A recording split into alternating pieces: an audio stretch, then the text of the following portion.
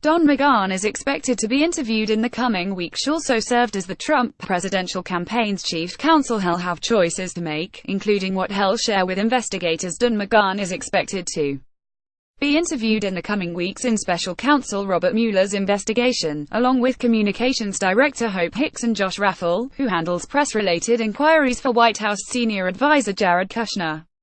The 49-year-old former federal election commissioner acted as a conduit of information to Trump before the president decided to fire National Security Advisor Michael Flynn and FBI Director James Comey. McGahn also served as the Trump presidential campaign's chief counsel while he was still a partner in private practice at the law firm Jones Day. McGahn's work on both the Trump campaign and at the center of the West Wing makes him one of the few Trump team insiders who may have knowledge about several threads of the Mueller probe.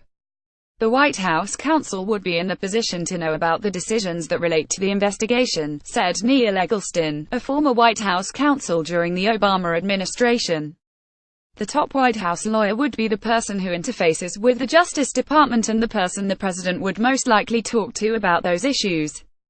In the coming weeks, McGahn will have choices to make, including what he will share with investigators. For now, White House Special Counsel Ty Cobb, who is overseeing the president's response to the Russia investigation, said McGahn isn't withholding documents from Mueller's team related to his time in the White House. "I have no reason to believe McGahn won't cooperate," Cobb said. McGahn and his private attorney for the Mueller investigation, William Burke, didn't respond to requests for comment. "We want the special counsel to be able to say he got everything he asked for, so the American people can trust what he decides," Cobb said. Nor does Cobb see a reason to take Mueller to court over information they'd like to withhold, he said. In past independent counsel investigations, lawyers in the executive branch have tried that strategy. They've attempted to resist disclosing conversations with presidents.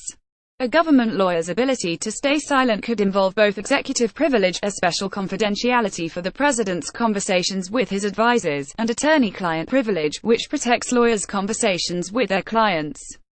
A federal court famously ordered a deputy White House counsel, Bruce Lindsey, to testify before a grand jury about potential criminal wrongdoing in Ken Starr's investigation of President Bill Clinton. Lindsey, a lawyer who normally would have attorney-client privilege, represented the office of the presidency and not the president himself, the court found. Decades earlier, the Supreme Court ordered President Richard Nixon to turn over the Watergate tapes in a ruling related to executive privilege. The independent counsel wanted Mr. Lindsey's testimony because he was close to the president, would have been in the critical meetings with the president, and if the president had confided with or spoken with anybody, it would have been Mr. Lindsey, said Eggleston, who had argued for the White House in the Lindsey case. The Mueller investigation already succeeded once in getting around attorney-client privilege. A court challenge about client confidentiality arose during the investigations into former Trump campaign chairman Paul Manafort and former Trump campaign official Rick Gates. Federal prosecutors wanted Manafort's and Gates' lawyer, Melissa Lorenza, to testify about their foreign lobbying registrations. She resisted. Then the chief judge of the federal court in Washington agreed that she should have to testify, because Manafort and Gates involved her in the foreign agents' registration-related crime they're accused of committing. Lorenza, who worked for Manafort and Gates on filing the lobbying disclosures, is not accused of any wrongdoing. Manafort and Gates have pleaded not guilty. McGahn still has one window where he could assert attorney-client privilege when he served as a private lawyer to Trump's campaign. Generally, White House staff members most often defer to executive privilege when Congress presses them for certain documents and information. In practice, only the president can assert executive privilege, so it's not a staffer's choice whether to assert it. Investigators in criminal probes also have been able to overcome claims of executive privilege. While the White House has not pressed for executive privilege, several administration officials have refused to answer questions from Congress. Some have cited the president's potential future use of executive privilege.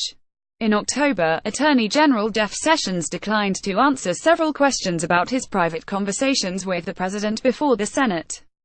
He said at the time that the president might want to assert his executive privilege later.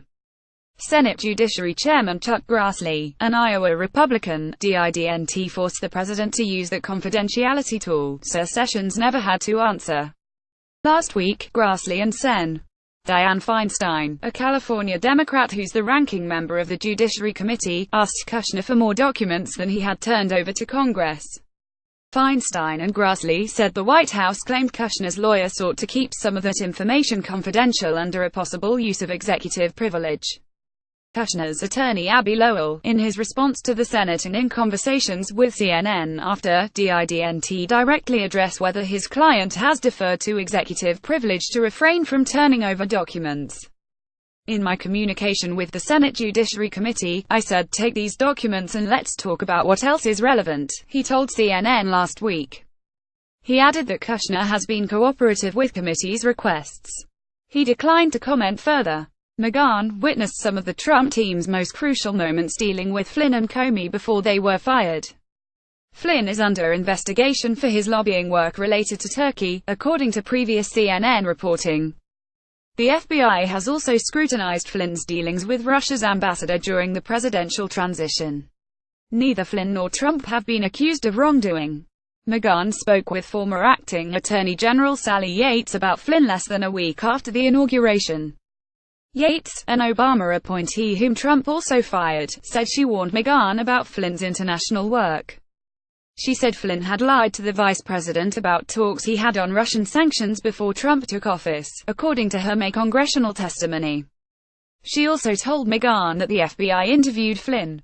Mueller later inherited that FBI investigation, which now delves into Russian election meddling, potential collusion with Russians by the Trump campaign and potential obstruction of justice as it reacted to the probe. Flynn lost his White House job in February. The Comey firing similarly put McGahn in a central role. As White House counsel, McGahn objected to a termination letter Trump wanted to send to Comey in May, according to the New York Times. McGahn marked up sections of it and suggested changes. Mueller's office has a copy of the letter, the Times reported in September. It's not clear how much of the letter addressed Trump's frustration with the Russia investigation. McGahn also warned the president that firing Comey wouldn't stop the Russia investigation, and arranged for the president to meet with Sessions and Deputy Attorney General Rod Rosenstein to talk about Comey. Trump fired Comey the next day, using a letter from Rosenstein as the initial justification.